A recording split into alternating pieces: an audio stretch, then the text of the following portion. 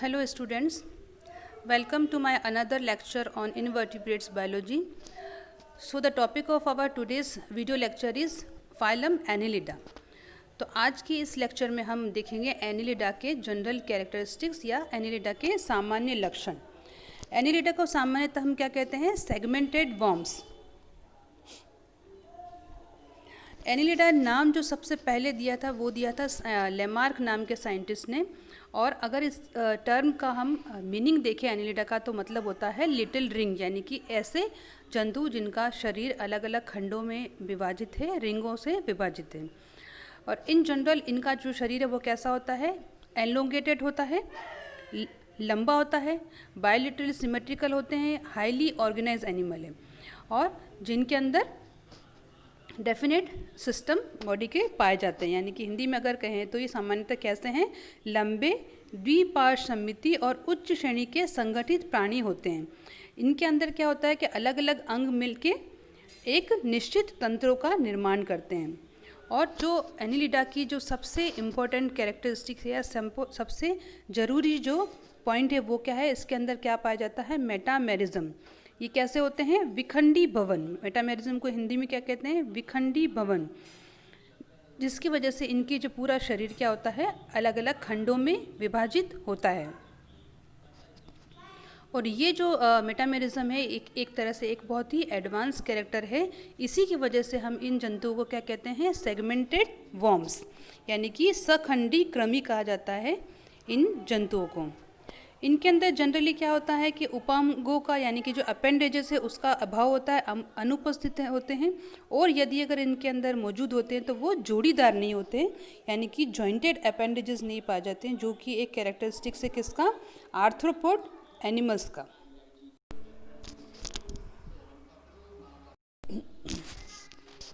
Their coelom, nephridia and cephalization are better developed than those of the unsegmented worms. Unsegmented worms यानी कि जो हमारे प्लेटीहेल्मिन्स और nematode है जिनके अंदर सेगमेंट नहीं पाई जाती है, तो उसके कंपेयर में इनकी बॉडी के अंदर जो सीलोम, नेफ्रिडिया और सिफेलाइजेशन है वो क्या है? बेटरली डेवलप है। सीलोम को जैसे कि हम कहते हैं प्रगुहिका, नेफ्रिडिया को कहते हैं वृक्कक और सिफेलाइजेशन का मतलब है शिरोभवन। तो ये इसके अंदर बेटरली डेवलप होता है। इनका जो तंत्रिका तंत्र है वो जनरली किसके जैसा होता है? आर्थ्रोपोड के समान होता है। और इसकी जो एम्ब्रियोलॉजी होती है वो किसके समान होती है? मोलस्का के समान होती है, जो कि इनसे हायर फाइलम में आते हैं। सबसे इम्पोर्टेंट बात यह है कि यहाँ पर ब्लड वास्कुलर सिस्टम कैसा पाया जाता है? क्लोज टाइप का, यानी कि परिसंचरण तंत्र कैसा है? इसका बंद है, जो कि इसका सबसे इम्पोर्टेंट कैरेक्टर या फिर हम कह सकते हैं कि ये पहला प्राणी है जिसमें बंद प्रकार का संचारी तंत्र पाया जाता है। नर्वस सिस्टम जो होता है, तंत्रिका तंत्र, वो उसका fundamentally similar to the arthropod की तरह होता है, ये हमने देख लिया। तो ये तो हमने देखी इसकी जनरल डेफिनेशन या सामान्य बातें। अब देखते हैं इसके डिटेल में इसके जनरल कैरेक्टर या फिर इसके सामान्य लक्षण। सबसे पहला पॉइंट है कि ये कैसे जंतु होते हैं, इनका आवास प्रवास कैसा होता है। तो ये जनरली एक्वेटिक होते हैं, जलवासी होते हैं, और कुछ कैसे होते हैं? स्थलीय, टेरेस्ट्रियल भी होते हैं। कुछ बोरोइंग होते हैं और ट्यूबिकुलस होते हैं, यानी कि बिलकारी होते हैं और नालवासी होते हैं। और इनकी कमेंसल और पैरासिटिक फॉर्म्स भी इनकी फाइलम में पाए जाते हैं।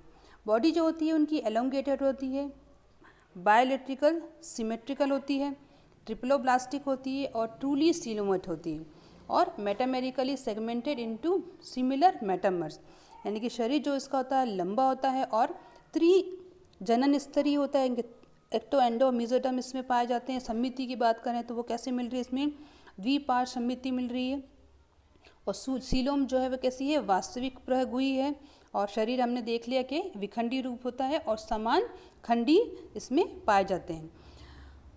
Epidermis of a single layer of columnar epithelial cell. तो एपिडर्मिस यानी कि शरीर की जो भित्ति होती है वो कैसी होती है? स्तंभी उपकला कोशिकाओं से बनी हुई होती है। एक पतली एपिडर्मिस जिसके बाहर क्या पाया जाता है? पतली क्यूटिकल का आवरण। और ये जो क्यूटिकल होती है, सबसे इंपॉर्टेंट बात, वो काइटिन से नहीं बनी होती, क्योंकि काइटिन जो है मेन कैरेक्टर किसका है?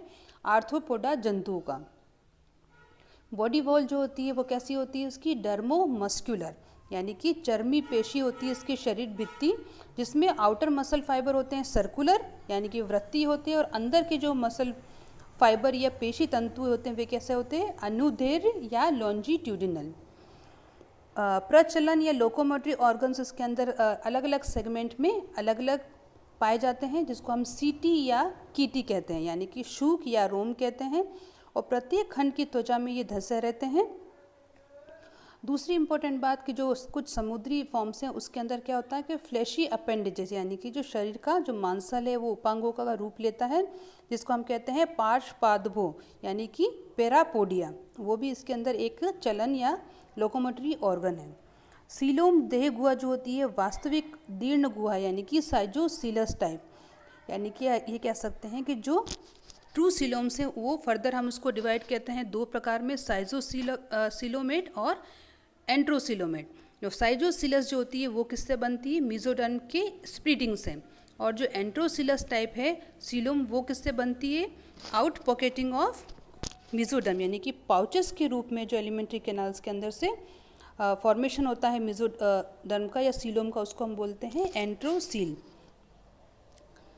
पाचन तंत्र इसका पूर्ण होता है, और पाचन क्रिया कैसी होती है इसकी, बहिकोशिकीय, यानी कि कंप्लीट डाइजेस्टिव सिस्टम पाया जाता है इसके अंदर, और डाइजेशन एंटायरली कैसा होता है, एक्स्ट्रा सेल्यूलर, यानी कि कोशिका के बाहर होता है इसका डाइजेशन।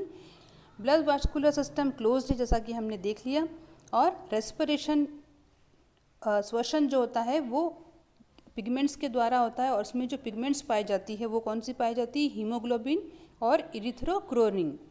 हीमोग्लोबिन जैसे कि हमारी बॉडी के अंदर भी पाई जाती है, लेकिन हमारी बॉडी के अंदर जो हीमोग्लोबिन है वो पाया जाता है आरबीसी यानी कि रेड ब्लड कोशिकाओं के अंदर, लेकिन इसके अंदर जो हीमोग्लोबिन या इसकी जो पिगमेंट है वो कहाँ पाया जा रहा है, इसकी प्लाज्मा के अंदर। नेक्स्ट हम देखेंगे इसकी श्वसन क्रिया कैसे होती है। श्वसन यानी कि रेस्पिरेशन होता है इसकी मॉइस्ट स्किन से, यानी कि जो इसकी आर्द्र त्वचा है उससे, या पार्श्वपादों यानी कि जो इसका पेरापोडिया है उससे, या फिर सिर के अंदर गिल्स के द्वारा इसका क्या होता है, हमारा इसका रेस्पिरेशन होता है। नेक्स्ट आता है इसका उत्सर्जी तंत्र या फिर एक्सक्रीटरी सिस्टम।